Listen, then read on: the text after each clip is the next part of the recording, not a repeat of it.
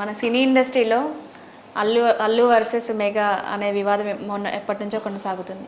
So రీసెంట్గా నాగబాబు కూడా దీనిపై ఒక ట్వీట్ చేశారు. అది అల్లు అర్జున్ గురించే అని సోషల్ మీడియాలో వైరల్ అవుతుంది. ఇందులో ఎంతవరకు నిజం ఉంది? నాగబాబు అనే క్యాండిడేట్ ఈయన మారేంత వరకు వీళ్ళ ఫ్యామిలీలు ఇలాగే ఉంటాయి. ఎందుకంటే గొడవలు పెట్టేదే ఈయన. ఓకే, అంత ఈ ఫ్యామిలీ అనే కాదమ్మా, బయట ఈయన ఎక్కడుంటే అక్కడ అంతే ఇదే పెంట. నిన్ను జబర్దస్త్లో కూర్చోబెట్టారు, పక్కన రోజా ఆవిడతో పక్కన కూర్చొని పగలబడి ఇరగబడి నవ్వుకుంటూ కొన్ని రోజులు కూర్చున్నావు. తర్వాత ఎందుకో నీకు మల్లెమాలకి చెడింది. ఎందుకు చెడింది అంటే మనకి పెద్దరికలు పెత్తనాలు ఎక్కువ. అంత పెత్తనాలు సరే చూసారు, పోన్లే పెద్ద మనిషి కదా అనుకున్నాడు. మరీ పెద్దరికాన్ని నెత్తినేసుకొని అందరినీ ఏదేదో చేస్తుంటే ఏపో అన్నారు. నాకు పొమ్మంటావు అట్లంటావు, ఉండు నీ సంగతి చెప్తా అని చెప్పి అక్కడ ఉన్న వాళ్ళందరూ పెట్టుకొని పోయాడు. నేను వేరే ఛానల్కి వెళ్తే వేరేది పెడతాను. ఏ ఛానల్లో ఇప్పటిదాకిన పెట్టిన ప్రోగ్రామ్ ఎలిగిన దాఖలాలు లేవు. ఏదో వాళ్ళందరినీ రోడ్డున పడేసావు తీసుకొచ్చి. సరే తర్వాత ఇంకేదో చేస్తా, నాకు కామెడీ అంటే ఇష్టం, నా వల్ల కావట్లేదు అని చెప్పి ఖుషీగానో ఇంకేదో యూట్యూబ్ ఛానల్ అది పెట్టావు, స్టాండప్ కామెడీ. పాప అక్కడి నుంచి మంచి వాళ్ళు వచ్చారు, శ్యామ హరిణి లాంటి వాళ్ళు బాగుంటారు. ఏదో వాళ్ళకి లైఫ్ ఇచ్చావు అనుకుంటే నువ్వు చేసిన దాంట్లో నుంచి ఎవడు పైకి వచ్చాడో తెలియదు, ఎందుకు వచ్చాడో తెలియదు. సరేలే అనుకుంటూ ఓ మూలకు కూర్చున్నావు, బాగానే ఉంది. అప్పుడప్పుడు ఏదో ట్వీట్లు పెట్టుకుంటూ ఉంటావు. సరే మీ అన్నని ఏమన్నా ట్వీట్ పెట్టావు, అప్పుడు గరికపాటి ఏమన్నంటే పెట్టావు, ఇంకెవరేమన్నా పెట్టావు. నువ్వు ఎందుకు ఫ్యాన్స్ని రెచ్చగొడుతున్నావు? మనోడు కాదు పగోడు నువ్వు పెట్టినప్పటి నుంచే ఈ రోజు వరకు పుష్ప బ్యాన్ అయ్యింది. అండ్ నువ్వు మనోడు కాదు పగోడు అన్న తర్వాతనే అదేంటిది అరే మన వాళ్ళందరూ వచ్చేయండి, జబర్దస్త్ నుంచి ఎట్లయితే పిలుచుకొచ్చావు అందరినీ, పుష్పలో కూడా టెక్నీషియన్స్ మన వాళ్ళందరూ వచ్చాయన్న వాళ్ళందరూ కాడబారేసిన ఎద్దులాగా సగంలో వదిలేసిపోయారు. ఈ జానీ మాస్టర్ కూడా వెనక్కి పిలిచింది ఈయనే. ఆ పెంట అంతా ఇప్పుడు ఈయన పిలిచినందుకే అంత పెంట జరిగింది. లేకపోతే ఇప్పుడు జానీ పాపం పరుగు పోయేది కాదు, జైలుకి వెళ్ళేవాడు కాదు. ఆయన మాటిన్న పాపానికి చెప్పావు, అందరు వెనక్కి వచ్చారు. సినిమా కాస్త పోస్ట్ పోన్ అయింది, పాపం ఇప్పుడు రిలీజ్కి వచ్చింది. ఏదో ఇప్పుడన్నా రిలీజ్కి వస్తుంటే ఇప్పుడు ఎమోషనల్ బ్లాక్మెయిల్ చేస్తున్నావు. ఏమని? నువ్వు తప్పుడు మార్గంలో వెళ్తున్నావు, ఈ మార్గంలో అది సక్రమమైంది కాదు, నువ్వు ఇట్టాగే పోతే నీకు మూలాలు ఉండవు అన్నట్టుగా. ఇప్పుడు ఏం చేసావు తెలుసా? Emotional blackmail. ఏంటి? నువ్వు మొన్న అక్కడ పెద్ద ఈవెంట్ చేసావు, మా గురించి చెప్పలే. మన ఇక్కడే చేసావు, మా గురించి చెప్పలా. ఇక్కడ చేసావు, మా గురించి చెప్పలా. ఈరోజు ఇక్కడ పెడుతున్నావు, ఇప్పుడన్నా మా గురించి చెప్తావా లేదా? చెప్పకపోతే చెప్పు, ఇంకోసారి నీ ఇంటికి నేను రాను, నా ఇంటికి నువ్వు రాకు, కటిఫో అనేది దాని సారాంశం. అంటే ఎమోషనల్గా బ్లాక్మెయిల్ చేస్తున్నాం.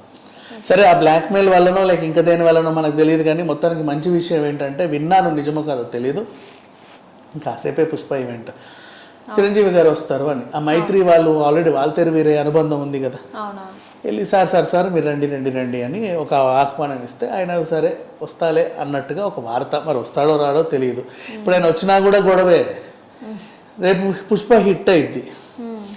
ఇప్పుడు నిన్నటిదాకా మేము పాడు చేస్తాం, బాయ్కాట్ చేస్తాం అన్న వాళ్ళందరూ ఏమంటారు తెలుసా? మేము పాడు చేయాలనుకున్నాం కానీ చేయలేదు, ఎందుకంటే లాస్ట్ మూమెంట్లో మా సార్ వచ్చిండు, ఆయన మోహం చూసి మేము అందరం దగ్గరుండి హిట్ చేసాం సినిమాని. చూడు, అందుకే నీకు ఇన్ని కోట్లు వచ్చాయి. లాస్ట్ మినిట్లో ఆయన రాకపోతే ఈ రోజు నీ సినిమా ఎంత ఫ్లాప్ అయ్యొద్దు తెలుసా? మొత్తం మేమే చెప్పుకొని తిరుగుతారు. ఇప్పుడు నాకు తెలుసు ఇప్పుడు ఇదే జరుగుతుంది. చూడు, వచ్చినా గొడవే, రాకుండా గొడవే. మొత్తానికైతే సరే ఈయన ట్వీట్లు అంటావా? పెట్టకూడదు అట్లా. ప్రతిసారి నువ్వు ట్వీట్లు పెట్టినప్పటి నుంచే వీళ్ళు రెచ్చిపోతున్నారు.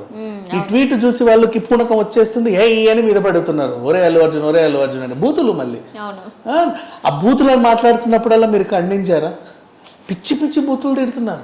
మన పవన్ కళ్యాణ్ ఫ్యాన్స్ అయినా ఇప్పుడైనా సరే ఆ మనోడు కాదు పగోడు సిచ్యువేషన్ నుంచి నేను వస్తా, నాకు మనసుకు నచ్చితే ఎప్పుడన్నా వస్తాను, ఆ ఈవెంట్ అయినప్పటి నుంచి ఇప్పటి వరకు. నిన్న కూడా ముంబైలో నీకు అంత యాటిట్యూడ్ ఎందుకు, నువ్వు మూలాలు మర్చిపోయి బతికేస్తున్నావు. ఇప్పుడు మూలం గురించి మళ్ళీ ఒకసారి మాట్లాడుకుంటే, మూలాలు గుర్తుపెట్టుకోవడం నేను ఆల్రెడీ చెప్పా ఎంత ఇంపార్టెంటో.